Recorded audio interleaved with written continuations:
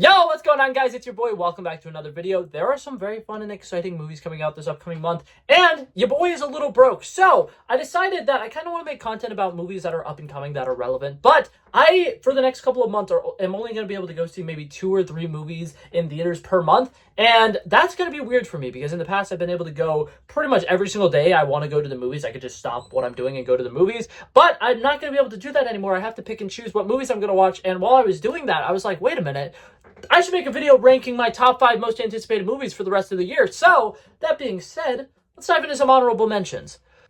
Okay, and I'm kind of just going to rapid fire these. I got 3 honorable mentions. One of them is The Long Walk. Part of the reason I didn't want to include this on this list is because there's a chance that by the time I edit and upload this video, that movie is already out. I am probably most likely going to go see that movie in theaters. I love the Stephen King adaptation, and I love the director of the Hunger Games movies, so I'm pretty confident that this is going to be a good one.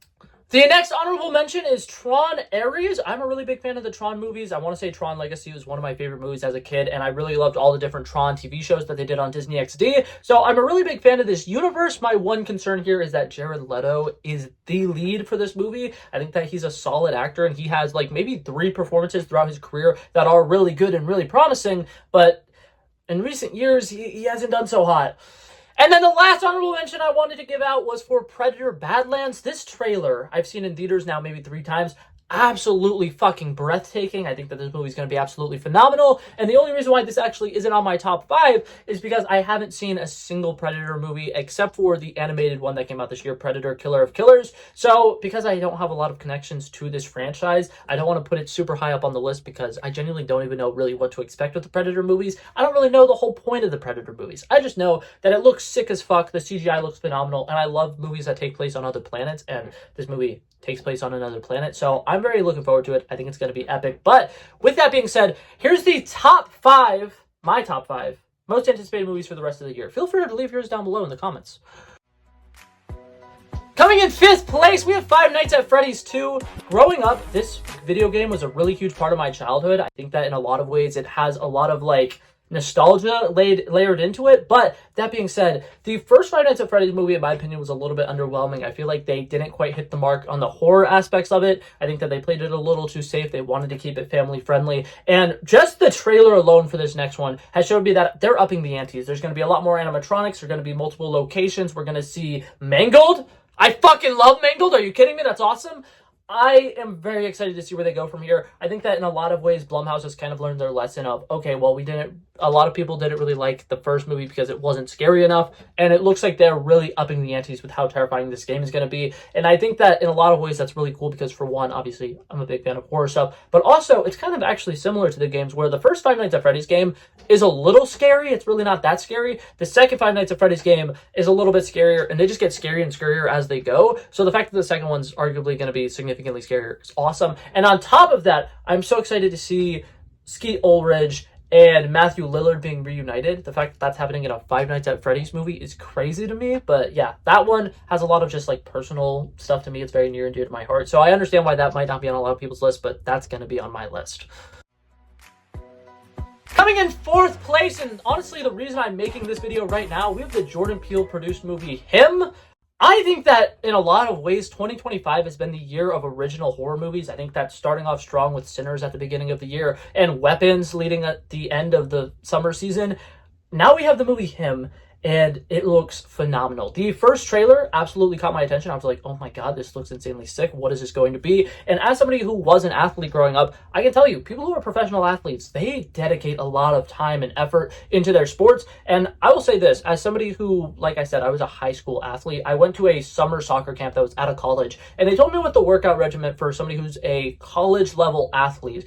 And they wake up at 5 a.m., they go and do a workout. Then they go and do their classes from 7 o'clock to 3 o'clock. And then at 4 o'clock, they have weightlifting for 2 hours. Then they do conditioning from 6 o'clock to 7 o'clock. And then they do a practice from 7 o'clock to 9 o'clock. And a lot of people like to end their day with another hour in the gym. And I'm like, that sounds fucking insane. So seeing this movie that's kind of like how far would you go to be the world's greatest athlete is very, very interesting because in a lot of ways, being an athlete does mean you're making a lot of sacrifices. And the fact that this guy seems to be sacrificing his soul to the devil is very interesting. I think that a lot of the hidden messaging with the Marlon Wayans character seems very unique. Like, I think that in a lot of ways, it's portrayed that he might potentially be somebody who has made a deal with the devil. And there's a lot of like people who are speculating he has rings and it looks like it says SOS on it. And I'm speculating, I don't know if this is popular speculation, but what I'm speculating is his deal with the devil means that he has to corrupt somebody else and the devil will set him free. And that in a lot of ways, he's going to secretly be the villain of this movie.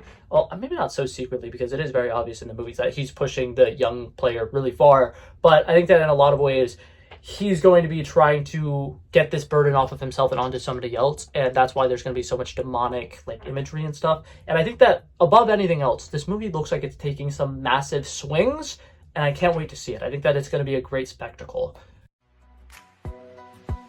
Coming in third place, we have a movie from one of my favorite directors, The Running Man by Edgar Wright.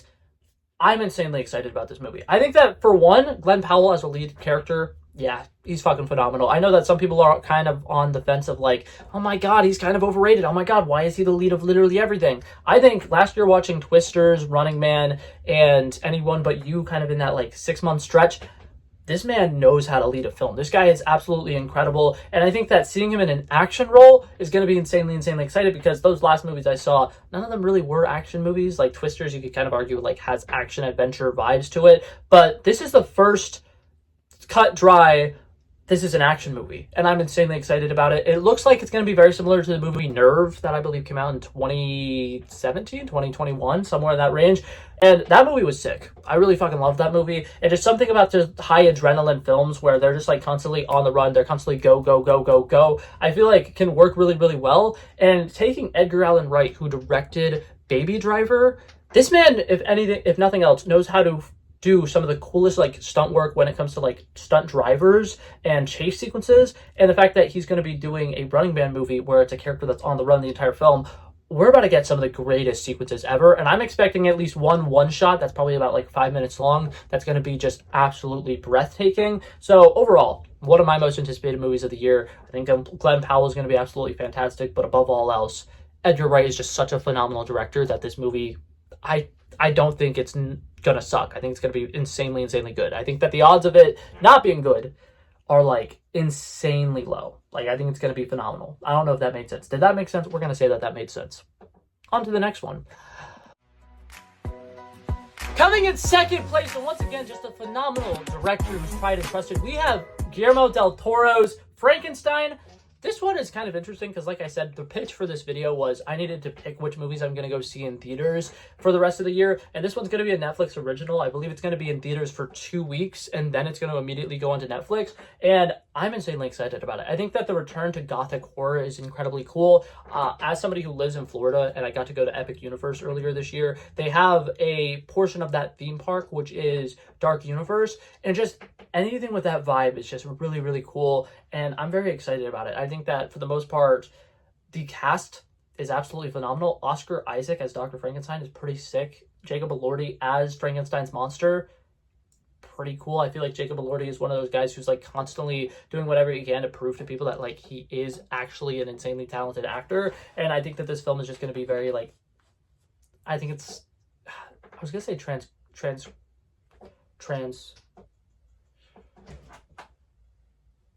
going to be very transcending for some of these people who are a part of this cast. Was that a word? Is that a word that existed?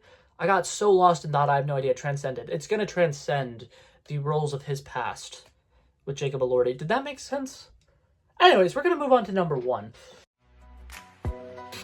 And coming in first place, we have Wicked for Good. I have to keep it real with you guys. I am a big fan of anything that is joyful and whimsical, and musicals are very joyful and very whimsical. I think that the first Wicked Part 1, was absolutely fantastic, and I think that seeing Wicked for Good is going to be life-changing. I'm probably going to cry in the theater. It's going to be a really good time, and honestly, I just really enjoy musicals. So the fact that we're getting a really good one that we know is going to be good because the cast has already proven last year that it's going to be really good. And I think that overall, I'm really excited to see like how much the actual plot of Wizard of Oz gets addressed here, because they keep teasing Dorothy in all of the trailers. And as somebody who actually like has not went and seen a slime tutorial of Wicked, I actually have no idea how it ends. So I'm very excited to see how involved they are with it, and I just can't wait to hear more of that music. The fact that they're doing 2 original songs, one for Elphaba, one for Glinda, makes me very excited about this movie. I think that there's a solid chance that this movie is going to win an Oscar for one of those 2 original songs, and I'm very looking forward to it. I really want it to happen. I think Ariana Grande is really close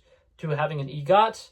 It would be sick if she got that Oscar this year, because I was kind of disappointed that she didn't get it last year. But that being said, I didn't talk about any of those movies particularly long. That's kind of disappointing. You would think that I'm talking about like movies I'm really excited for, and I'm just like saying the name of it and telling you guys things that you probably already know about it. Wow, I kind of suck at my job. That's fantastic. Speaking of job, I've worked 10 days in a row, and I've gone to the gym the last 4 days. I'm exhausted. So if this video sucked, my apologies. I promise I'll have a little bit more energy for the next one. But that being said, that is going to be it for this video, guys. Thank you guys so much for coming by and checking it out. I love and appreciate you guys so much for watching. If you liked it, feel free to like and subscribe. And I would love to hear what movies you guys are most excited for the rest of the year. But that being said, I'm going to sign out. Peace out. Wow.